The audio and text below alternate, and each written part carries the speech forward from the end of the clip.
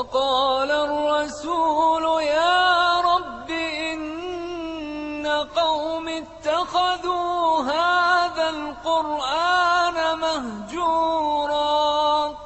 وقال الرسول يا رب إن قوم اتخذوا هذا القرآن مهجورا.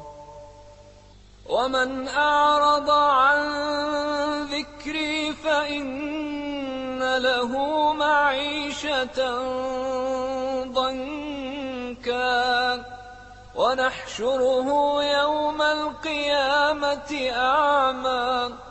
قال رب لم حشرتني أعمى وقد كنت بصيرا. قال كذلك أتتك آياتنا فنسيتها وكذلك اليوم تنسى.